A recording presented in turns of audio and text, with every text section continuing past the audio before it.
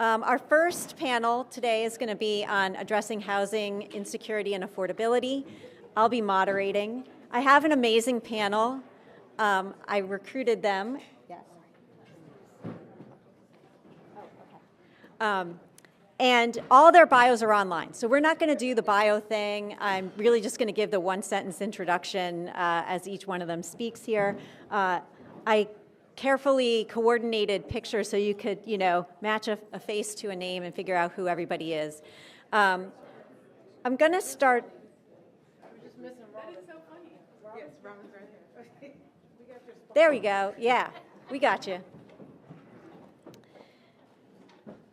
So I'm just going to kick us off a little bit with setting the stage here. So what do we know about housing and housing affordability? So I actually, I failed to mention at the beginning of our talk here that the Boston Foundation has been a generous sponsor of this event, but also the Dukakis Center has had a very long history with the Boston Foundation doing the Greater Boston Housing Report Card, which Barry did the very first one back in 2000. Actually, that was the only one I think that wasn't with the Boston Foundation, but instead was with the Roman Catholic Archdiocese and a couple of other organizations that are listed there.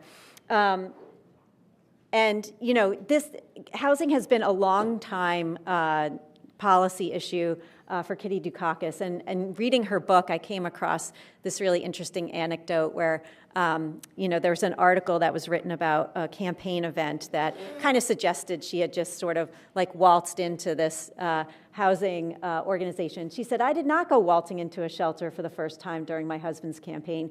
I became involved in 1983 when the cause of homelessness emerged as a national issue. I was co-chair of a commission on the homeless that moved thousands of people from shelters, hotels, and motels into permanent housing while raising $1.3 million for the Fund for the Homeless. It is just one of the activities which I have been vigorously involved." And so we were really proud to carry that tradition forward with the Housing Report Card for a good 20 years. And now the Housing Report Card has been brought largely in-house through Boston Indicators. And that's where I've gotten every one of my other slides. So that's why I wanted to acknowledge up front where this came from. I don't have to tell anyone in this room that there's a lot of people who want to live and work here. And you can see population has still been increasing, even though we've had a few little dips here and there with less international immigration.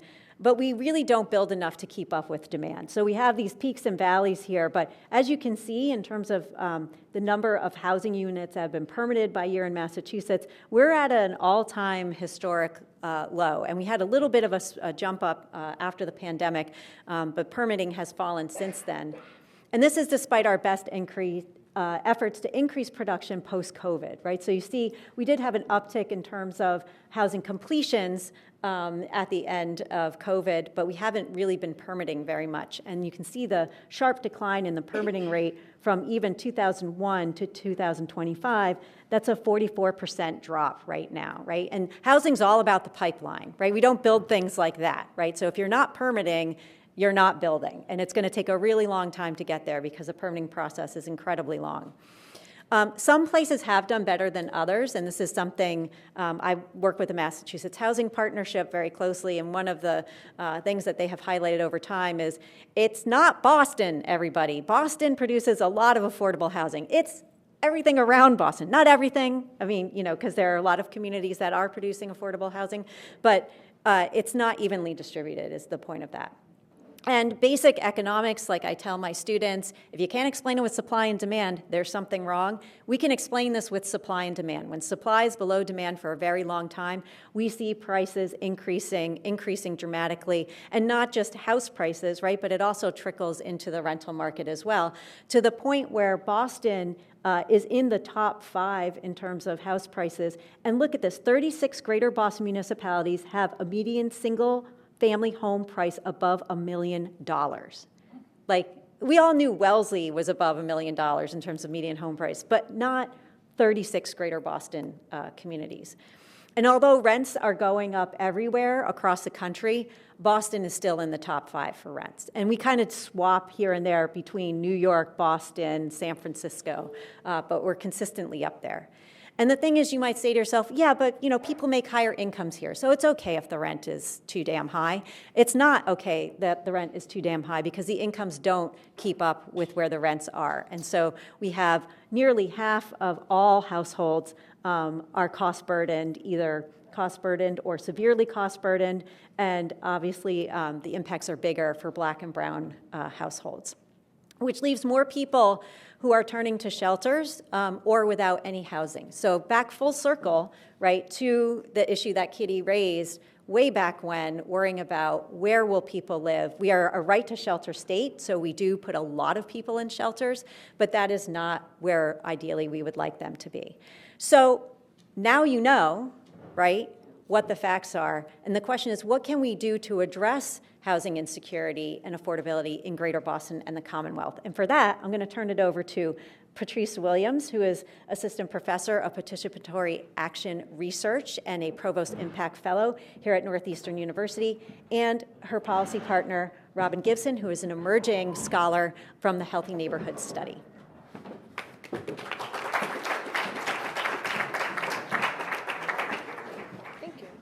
Thank you, Alicia, for setting us up and for also the introduction. So again, Patrice Williams. And Robin Gibson. And so today what we're going to really talk about as members of the Healthy Neighborhoods Research Consortium, like what it is that we've done, how this whole thing started, which is a little bit over almost 12 years now. Yeah. It started ago, and the whole thing was about the connection between housing and health. And then how do these people from so many different expertise, backgrounds, how do we work together to try to address this and try to intervene on that? So we use participatory action research as our methods of engaging and making sure everyone's on equal footing. And then, as everyone's been talking about so far, it's not just about asking a question to just see like, oh, I'm curious, what would happen? What would be the findings? It's all about intentionality of action, intervening. So we're going to give an example of that, where we're generating information with the intention of acting on an issue that's very important to our members. So just to set us up, the Healthy Neighborhoods Research Consortium started about 2015. and consists of residents across 9 different communities across the greater Boston area, 3 north of Boston, 3 neighborhoods within Boston, 3 cities south of Boston. It includes at least a minimum of 5 residents from these different communities. We also have a node grassroots organization that is based in each of these communities. We also have public and regional partners, and we have academic partners like myself. And so this work we've been doing, we've been generating or operating the Healthy Neighborhood Study, which is, as far as we know, the largest mixed methods data set from a resident's perspective on how neighborhood change is impacting health equity. It's a longitudinal, multi-site participatory action research project. So Robin is going to talk about a little bit more about that. Definitely. So what makes the Healthy Neighborhood Study so important is that it's horizontal. We all go in with equal contributions to the work. It's a way of also changing the method of an outsider coming in to solve a problem versus how can we as residents that are most impacted by whatever the development is or the research, how can we actually be a part of this? And so HNS did that by training residents to be resident researchers, and all of us coming together for many years to actually create a survey that is over 45 minutes long and survey almost 4,000 residents in these 9 communities. We would come together every season to analyze the data. And so we didn't do that. It wasn't just Dr. Patrice who was over here analyzing this data. It was all of us together with these community-based organizations, academia, and our residents that are so powerful. And just like what Robin was saying, like, how do we do this? What does PAR look like for us? So just to explain it, it's 2 principles. It's saying that, 1, the best way to understand a complex problem is by trying to solve it. The next one is the people closest to the problem are in the best position to solve that problem. And so the whole way how we work is that even as academic institutions, public entities, regional partners, our roles is more so as using our skill set to further the agenda that's driven by the residents and grassroots organizations.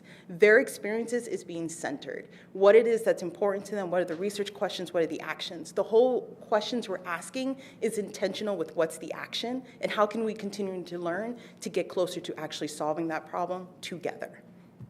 And so that has led to the development of some tools. And so a lot of this work, like I said earlier, we've been doing it since the inception, but the work we're going to be talking about is work we've been working on, I would say, for the last 6 years or so. And some of it has been developing an affordability report card from where residents, developers, city officials could be using when we're assessing different development. Is this in alignment with what the community wants? And then part of filling in that report card, residents were like, we need some information about what's going on at the neighborhood level. Like, can we get a larger context to help influence this? So that led to developing the housing mapper. Another question was, we need to know who are these different developers and who are these different entities engaging in our communities? Is there any way you can let us know, like, what's their portfolio size? Are these huge evictors? Are these the type of people we want coming and putting development in our community? So that led to development of another tool called Who Owns Mass. So these are different tools that we've developed together to help answer questions that was most important to us. So today we're just going to dive into 2 of them, and Robin's going to lead off to the affordability scorecard. So I'm just going to lead off with the question that we all came together to really think about after years of getting this data, being able to have a tool around it and utilizing it. What are those actions? And the question that we all thought about was, what would it look like to live in an ideal environment? And the number one thing that people thought about was affordability and access. And so this led us to the questions of what is affordability? And Dr. Patrice will get into the housing mapper and tool that really helped us come up with this, but as H&S, we decided, how can we empower residents? We can't control what developers do, we can't control the priorities of the city or the state, but how can we empower residents to maybe start those conversations with developers, to see the changes that are happening in their community, and be a part of that change. A part of our research also showed that if you are a resident and you are able to actually have more ownership over what is happening in your community, you as an individual become healthier. So if we can think about that for whole communities that have been marginalized, what would that look like? And so this is one little piece that we decided to go into. And so the first section is really about affordability. So you'll see that this is a way, and we've actually created journals for people to really put their observations and have a legend of, is this development good? Is this green? Is this good for us as a community? Or is it not? Is it red? Is it something that we need to ask more questions around? And so what you see here on the other side, the neighborhood context, is the housing stock. And Dr. Patrice Williams will get into how we actually get those numbers later on. I can do it, I'm sorry. And so in this scorecard, I'm just going to briefly go through all the sections. The second section is really about standards for proposed development. So before development happens, what does it look like to get community engagement, insight, and alignment? And so going through those different questions on how is the community aligned with these proposed developments. The second section is about evaluating existing developments. As we said, we don't have many developments and new housing on the market. And so how are we looking at what's going on right now? And so giving people the tools to look and the questions to think about their current state of living, like the types of housing and how the building is managed, is empowering for many people, which is what we saw in our workshops throughout the year. And then, of course, community-defined affordability. And this is where we'll talk a little bit more about the idea of even using median income versus AMI to really talk to developers, to think about what is it not just based off of the top up, but really in your own ideal world, how much would you pay for this development? And so then finally, you all can see all of the sections. This is something that is accessible to everyone. This is something that we've worked with also with neighborhood development associations, with community grassroots organizations, and also with potential developers. So hoping that we could continue to keep on going and keep that keep the affordability scorecard in people's minds. Yes. Go ahead. No problem. So we're going to use an example of work as like Robin is a representative of Mattapan.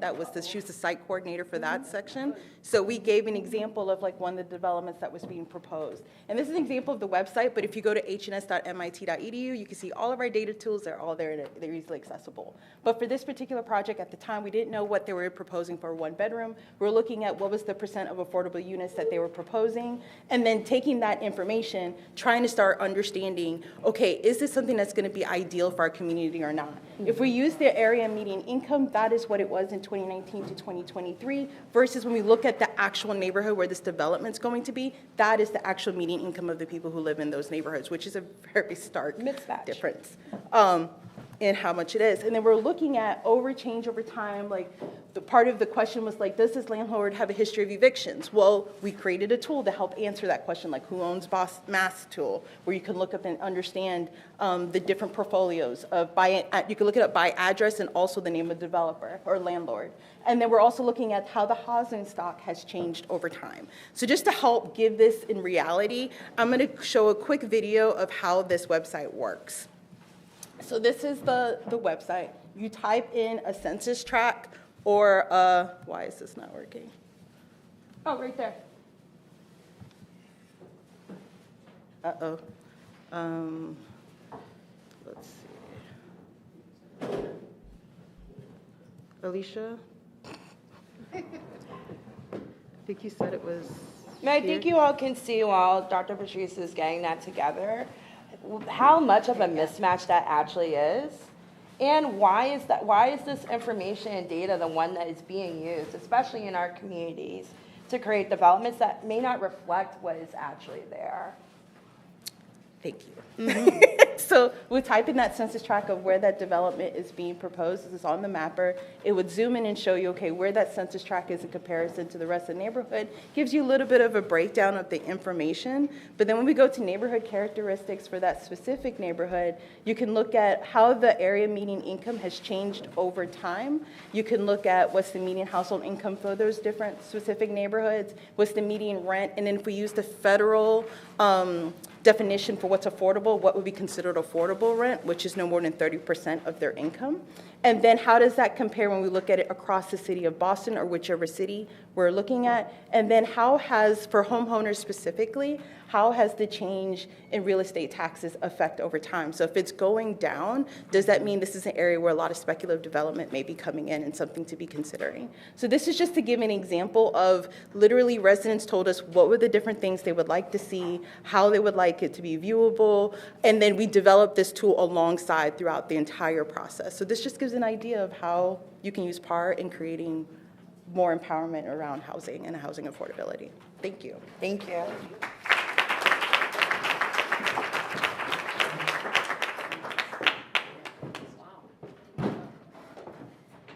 All right, I'll eventually get us back to that other set of slides, but that was our backup plan. I'm glad that worked, Patrice. We've done this enough times. So just so you all know, these tools are up on the conference website under interactive exhibits. So like anyone can go there and do what Patrice just did. So if you want to go think about affordable housing in your community, go ahead and go there. And then bother Patrice if you need help figuring out how it works. I'm actually going to jump to Aisha first to talk a little bit about the other side of the coin. Is it Aisha or Aisha? I'm sorry. Aisha. Aisha. All right, I was right the first time. I would hate to repeat the wrong name. That would be terrible, though. I would have told you. So I'm really curious to hear your reaction to this tool. I heard you saying oh, that's my neighborhood, and you're like, oh, that's a problem. Because Related Beal is really kind of a little on the other side of the coin of this affordable housing development process. So tell us about how you work with external organizations on, development planning, public engagement strategies, external relations. I know you also have experience having been the chief for civic engagement for the city of Boston, so you can speak to this from a number of different angles, but I would love to just get your perspective. Good afternoon, everyone. Again, Dr. Aisha Miller. I am a former chief of civic engagement for the city of Boston. And so listening to your presentation, I was doing a lot of, oh, whoa, because I completely understand. But Related Beal is my current employer. The Beal Companies is the prior name, and they merged with Related in 2013, but I'm sure a lot of people who have been in real estate and whatnot know the Beals and their family. So I wouldn't say they're on the other side of the coin so much, because they built their legacy on affordability. And I will bring your attention to the Beverly, which some of you know where that is, next to TD Garden in that area, which created 239 income restricted units for workforce housing, which then, 25 years ago, was one of the first residential housing, workforce housing in the city of Boston in 25 years in a downtown or urban area. So I want to bring that attention to that. Working as the chief of civic engagement, I think one of the things that folks want to hear is how you're going to improve their communities. And we can't talk about improving communities unless we speak about the black and brown communities and how there's a distrust when it comes to development. When development comes in these neighborhoods, they automatically assume you're gonna ignore them. They don't talk about community benefits, where it depends on what part of the city you're in. Some cities and towns get an enormous amount of money when it comes to community benefits, but when you're in the black and brown neighborhoods, they get a room so you can have a meeting. That's not healthy living. That's not a benefit, because you can go anywhere and maybe sit in a room and have a community meeting, right? So we don't think about those things, and I'm proud to work at Related Beal because they think about those things. Again, working for the city, I had to speak to people in all aspects of their life, whether it was clergy, people in civic rooms. You do have folks who go to every civic meeting and understand, and then you have some who work 9 to 5 and can't get to a civic meeting, or that's the last thing they want to do because they've worked all day. And so you have to meet people where they are. And I do applaud your work, because you were able to speak to a different, a vast amount of people, right, who are not always at these community meetings. And so when we think about affordability and how it transgens into our life, you have to speak to the people who are sitting. Our seniors get left out of the conversation a lot of times. Legacy homeowners get left out of the conversation a lot of times. And we, as a developer, we look to those people because we want to know, what was your city like prior? What was it like in the 1970s till now? Those are legacy homeowners. And so when you have those conversations with those folks and understand what Boston was and what it can continue to be, then yes, you will have different viewpoints and perspectives on how to create affordable housing. I mean, when my aunt bought her house in 1945, of course it was a totally different price tag, right? And then you jump till now, and it's like she's a millionaire. Because of the cost of living and all the things that go into it. But I think that when we think about complex projects and affordable housing, it's really collaborating with people around you. And this tool that you have is a collaboration, not just with people, but with developers. Not all developers are bad, I'm here to tell you. They're not all bad. They do care. Related Beal cares. And so they've built their legacy off affordability. The thing that I think is really amazing about Patrice's tool is, like, we're going to separate the good from the bad developers, right, in that tool. And so for the good developers like Related Beal that are working with communities and collaborating, right, it's going to become all the more obvious to residents, who the good guys are, and hopefully, we can grow more of that and less of the stuff we don't want to see. I'm going to turn to my new best friend, Rachel Heller, who is... How do I become a new best friend? I have a lot of new best friends. I'm really getting myself in trouble with that phrase. I'm going to stop saying that. But Rachel is the now, 3-month seasoned CEO. Week five, CEO of the Massachusetts Housing Partnership. And I've worked with MHP for a long time, so I know a lot that MHP really works to bridge this gap between what residents want, what developers can provide through a lot of different innovative programs. Like, it's been amazing the kinds of things that MHP has done around programs, practices, community engagement. But tell us how in particular zoning and development decisions are made at the very local level, and how they've shaped the housing ecosystem over decades, and what needs to change. Absolutely. I first want to start off just by thanking Governor Dukakis, who really has had such a legacy and huge impact on affordable housing. So much of what we have today came from your administration. And so it's an honor to be here, and all that I've learned from Barry Bluestone over the years about housing and what needs to change. What's amazing about our housing challenges is that they are so solvable. It really does come down to our public will. And I'm going to speak a little bit more regionally, including Boston, but Alicia commented earlier about Boston is building, Cambridge, Somerville, Watertown. We got a lot of other communities that need to build. So, our current rules for what can and can't be built were designed on a framework of redlining. We're designed on a framework of separating people by race, by income, by ethnicity.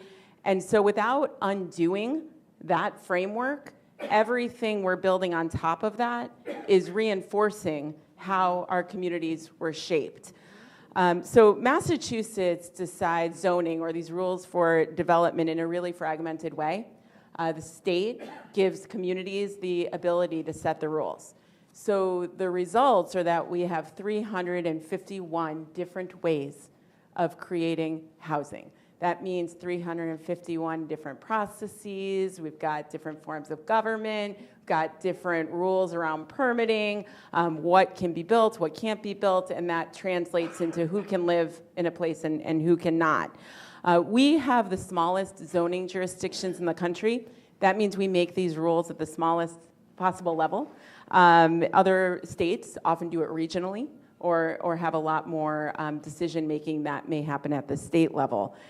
So there, and actually one other thing I want to throw in, the result of this is that in Greater Boston, although this is not what you see when you look around, so you're like, this doesn't line up, you actually need an acre to create a new home. So what we see around us could not be rebuilt under current rules. So that's really important to keep in mind, because sometimes it can be hard to imagine new development when you're thinking, wait, we already have triple deckers, we already have apartment buildings. If that came down, it couldn't necessarily be rebuilt.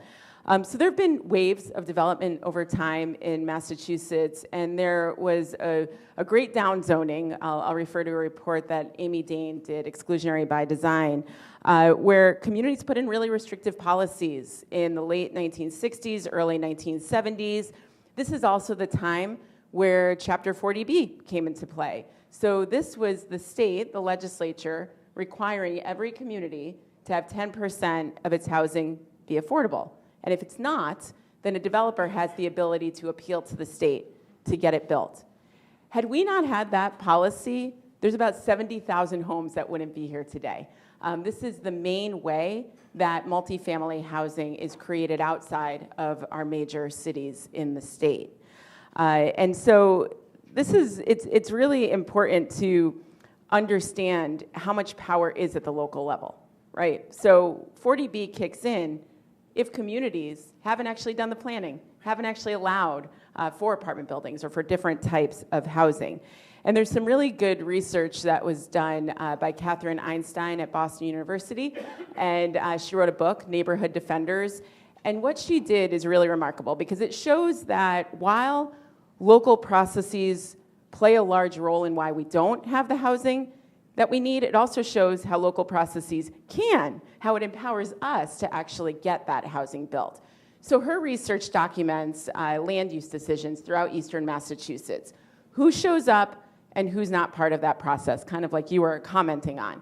You will not be surprised, I'm sure, to know that who shows up at our local meetings does not represent the diversity of experience, of demographics, of incomes in our communities.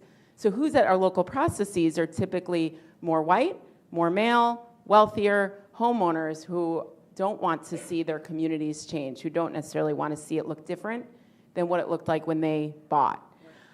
We did do a follow-up study with her team, which was great, about more equitable processes. So how do you hear from people, like Aisha was talking about, the Related Beal does, how do you hear from people who can't be part of that local process? And there's some really neat examples. The city of Newton did focus groups. They looked at who's coming to our public meetings and who's not. Let's create focus groups. Let's hear from the seniors. Let's hear from the renters. Let's hear from people with disabilities. And now we can document the current public process. You see about 85% of people at a public meeting against development. Now you do these focus groups and you see 85 to 100% of people for development. So it shows that our current processes are not capturing what's actually what's needed in the community, right? And so all of this contributes to our high housing costs, because if we have local meetings where everyone is showing up to say no, no, no, and putting up a lot of barriers, that leads to how long to build anything, right? So you've got a developer holding on to a property. You've got a proposal that shrinks over time. You've got increasing costs, while you're holding on to that building. And so then we get to, why are we building housing that's built at this income level? We have people who are here who are saying, that's nowhere near what I can afford. So understanding how the local rules really play into all of that. Now we've had an amazing test case over the last few years, and I'll be quick because I think we're going over my time, where the state legislature has started to put in new rules. We have the MBTA Communities Act, which my friend Matt can talk about, because when I was at CHAPA, it's one of the main things that we worked on.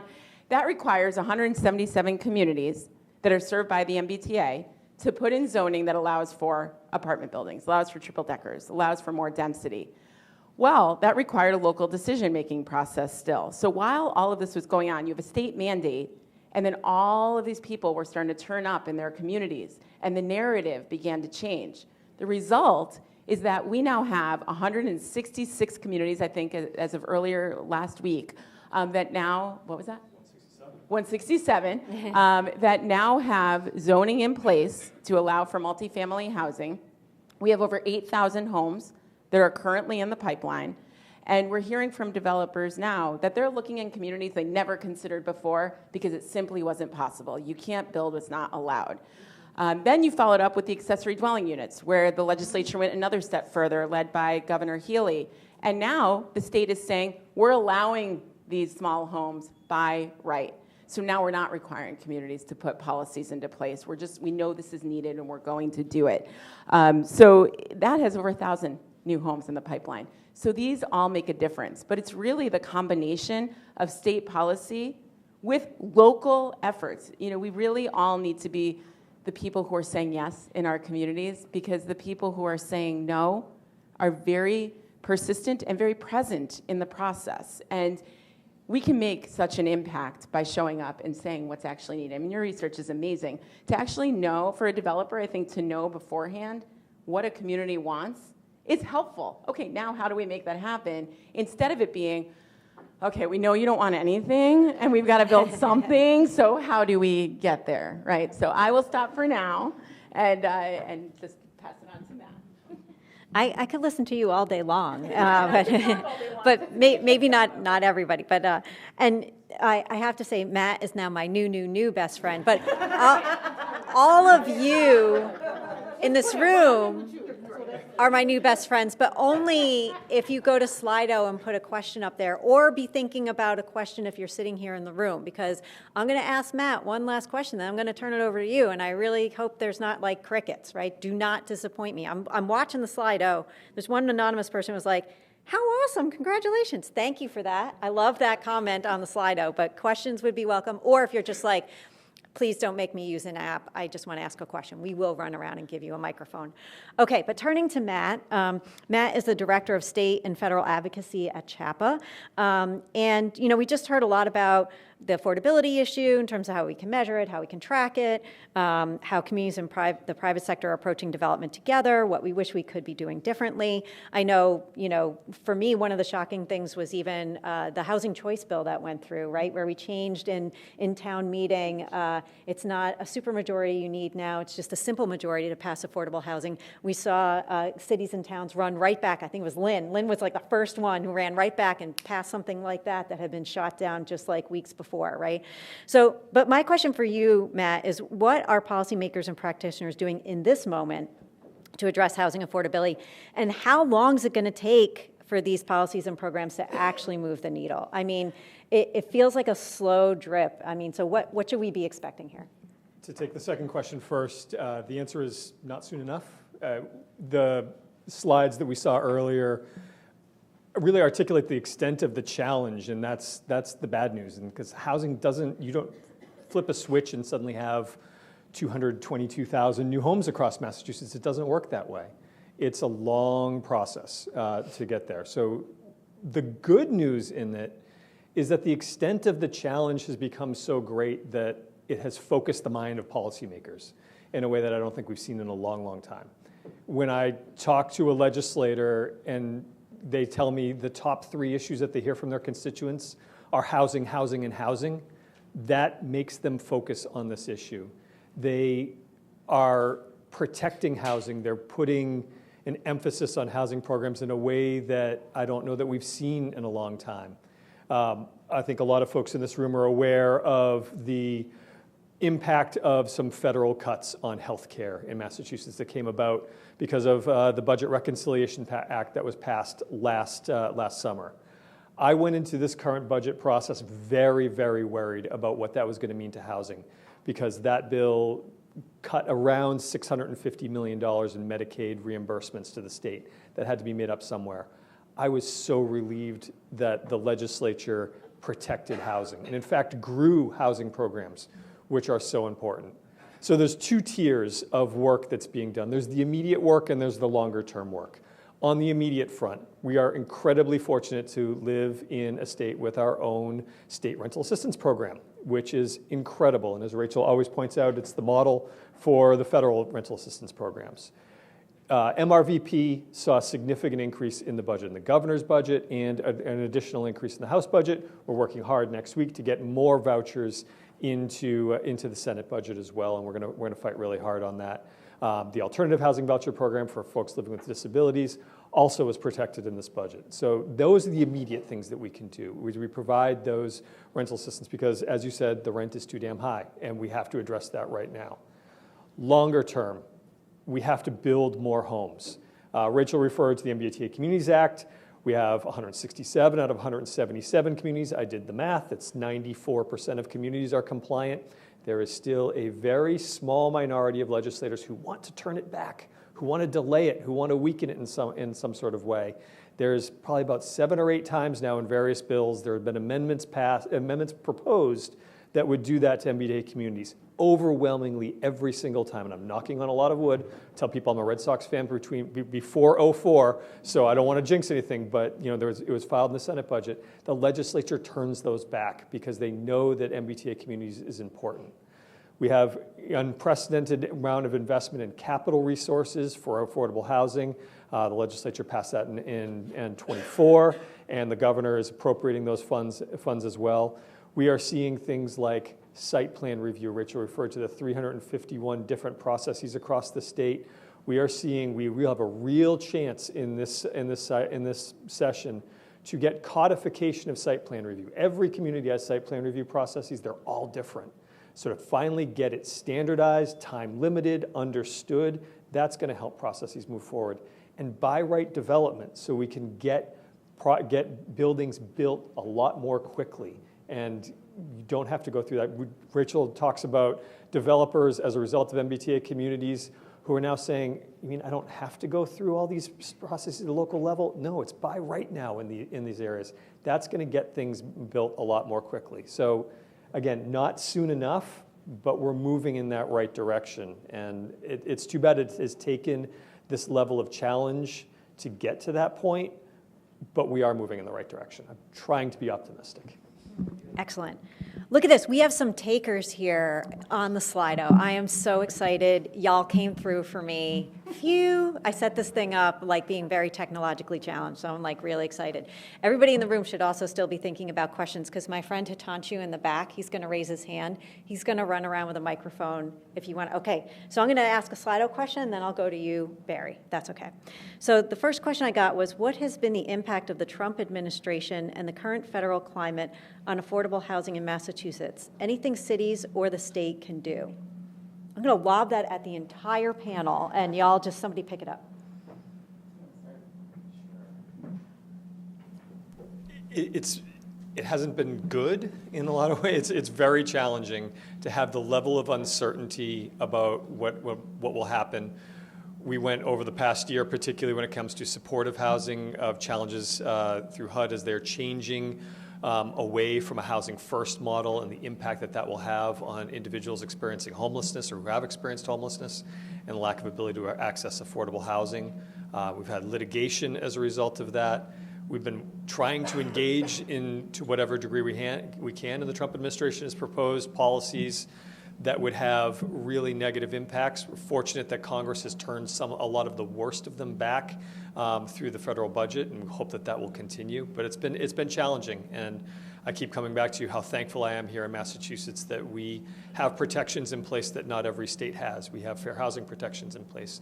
We have tenant protections that other states don't enjoy, and so we are protected to some degree, but it continues to be challenging. Hitanchu, I'm going to ask you to hand the microphone to our resident guru of housing who wrote 18 out of 20 housing report cards. Right. You mentioned 40B, but there's also two other laws that you probably know about, and I'm wondering how they're doing. My dear friend 40R and 40S, which my friend Eleanor White, we're in Housing Partners, designed and got through the legislature years ago. Is that still being used in any communities as an incentive to communities, both in terms of giving some funds if they do it, and then also reimbursing for any new students that come into the community? Right, so for those who don't speak 40 language, 40R was this great smart growth, it is a great smart growth law that was passed, in 2004, that really, it's a great encourager of good planning, of communities actually getting paid to zone for multifamily and mixed-use development near transit or suitable locations, and then, like Barry was saying, coming with a companion law, 40S. Anyone who's attended a public meeting has heard people say that we can't have any more homes because we can't have more kids because that's going to drive up all the school costs and it's going to be damaging to our community.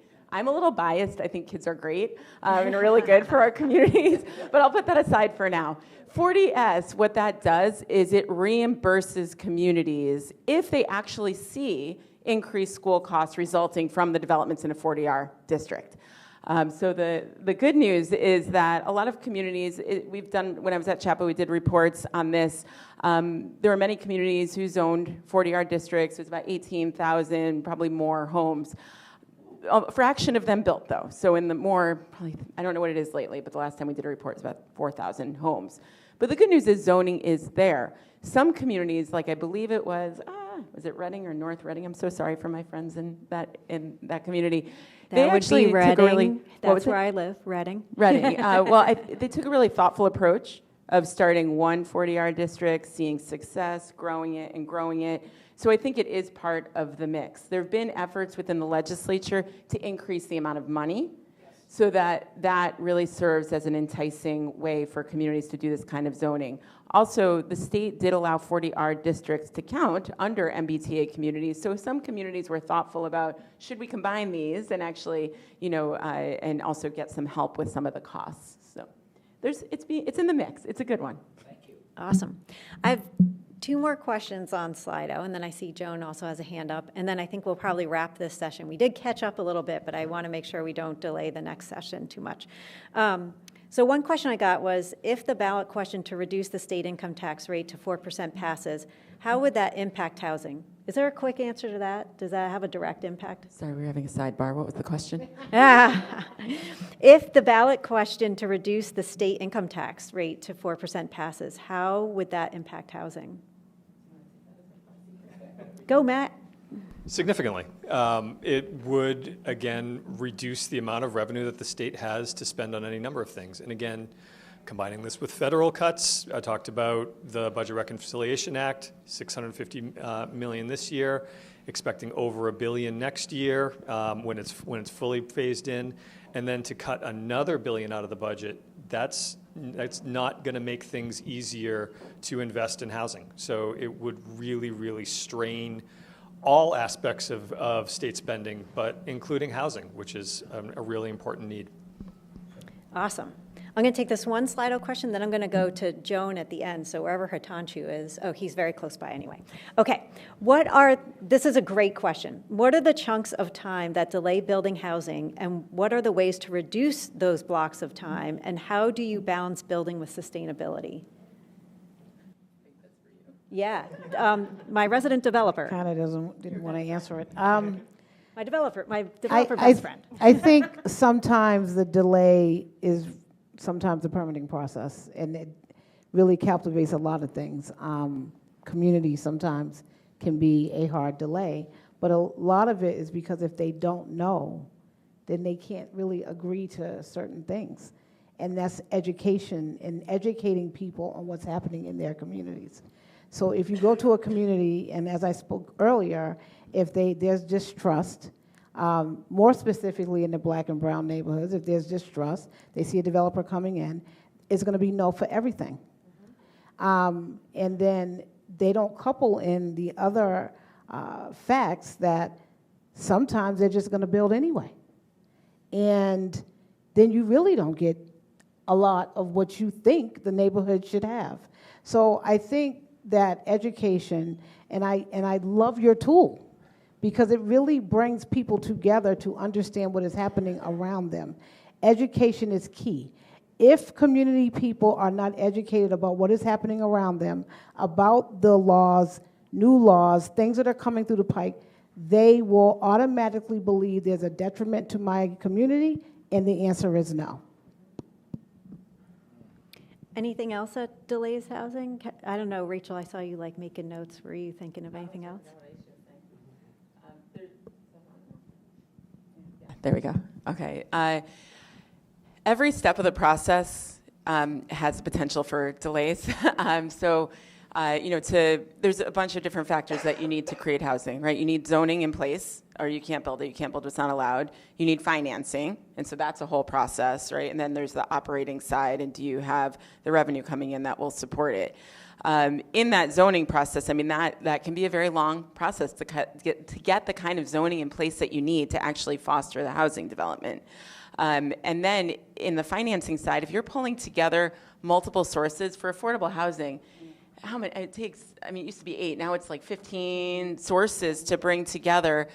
That's really challenging, right? If you're working across different agencies, or even within a community, if you have to work across different departments, each of these can serve as a potential delay.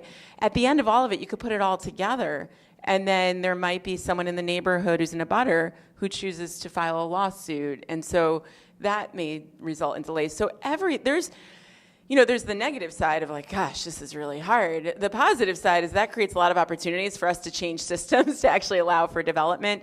And under the current Healy-Driscoll administration, there was a commission that MHP was on and many others that was all about identifying these different barriers throughout the whole process and giving really practical steps, kinds of policies we need to put in place at every level that could help speed up housing development. Awesome. Joan, I'm going to give you the last word. Okay, my question's not unrelated to the last one in that how do you make it go faster?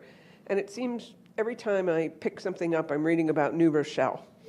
And their mayor just said, we need to build more affordable housing. So forget this zoning, ordinance, we're just going to do it, and we're going to speed up regulation. And it's just been a poster child for how, I guess it's a political will, but it's also saying, here's what needs to be changed. I'm just going to show you what happens if we change it. Let's do it. Do you see any possibility for that happening across any Massachusetts communities? That's kind of like the Kitty Dukakis approach to housing, right? Like, let's just do it and ask for forgiveness later. Trying not to take over the panel, so I was offering if anyone else wanted to talk about it. Now is a really exciting moment. Everybody is feeling the pain of high housing costs, whether it's the home prices that put homeownership out of reach for so many people now, or high rents. And to me, that's an opportunity, because when everybody's feeling it, now we can do something about it, acknowledging that we have a problem, right, and then moving towards the solutions. The thing that we really need to be conscious about as we're moving towards those solutions is making sure we're creating opportunities for everyone, right, because there's so much need. And we could build 222,000 new homes if it was allowed. And that would stabilize home prices and rents. But the home prices and rents are too high for too many people right now. So how do we put in the different policies and funding mechanisms that are going to make sure that when we're growing our housing stock, we're growing it for everyone? But this is a moment where people are really coming together. We see our governor really prioritizing this. It is the top priority. She is always saying when she is out, and she's showing that with bills that she files and commissions and reports that are coming out and regulations that she's changing. Matt talked about how the legislature is committed. We're seeing more and more communities, local leaders who are standing up to say they want to create housing. And Matt, I don't know if you want to talk at all. Well, I'm kind of putting you on the spot. You have to. About CHAPA's Municipal Engagement Initiative, the Housing Leadership Academy, where people are really showing up. Yeah, CHAPA has stood up, has for several years now, has stood up this program of working in communities to change the conversation at a local level, so we get those pro-housing voices forward.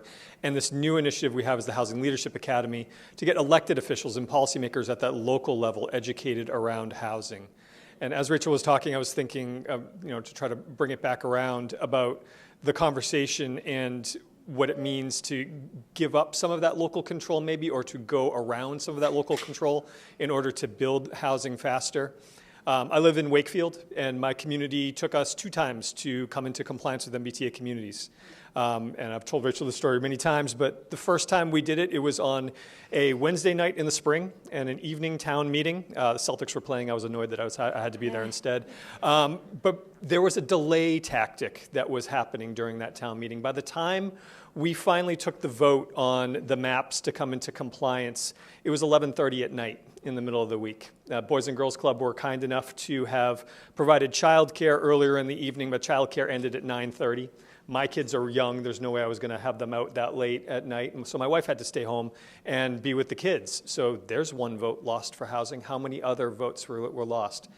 I watched over the course of that evening as the room got older and older and older. And by the time that last vote was taken, we lost that last vote on the last compliance map by 30 votes. So fast forward, and the rhetoric there, you would have thought we were going to go down and start throwing tea into Lake Quinsigamond there, or something like that, because to protest, some sort of government overreach. How dare they ask us to build housing? So fast forward about 6 months into the fall, when we took another attempt at coming into compliance. The town meeting was held on a Saturday morning, starting at 8:30 in the morning. Looked around that room, much, much younger. We moved through that. There was the same rhetoric about pushing back about state government overreach in there, but by the end, when they took the vote, we won it by 2-to-1 margin. So it does matter who shows up, and that political will is so important. And so we can get there, but it's getting those people in the room to have that happen. Yeah, and that's a great, I think, point to end on, too, is, we have local control, and people treat it as if it is ordained in some way, but it is not. It is given by the legislature to the cities and towns. And so, at the end of the day, if things get really, really bad, that local control can be entirely taken away, right? And so I think, being able to change what's happening in town halls to reflect, right, more of what the actual residents want is going to be so important. Otherwise, you're going to potentially get, a much bigger outsized reaction that is not going to, be our best tool. Anyway, I want to make sure we get a little bit better track on time here for our next panel, but please give me a round of applause for our rock star panel up here. You can find all of their information on the web. The tool is also on the web. I'm going to invite up Kim Lucas, who is going to start our next panel.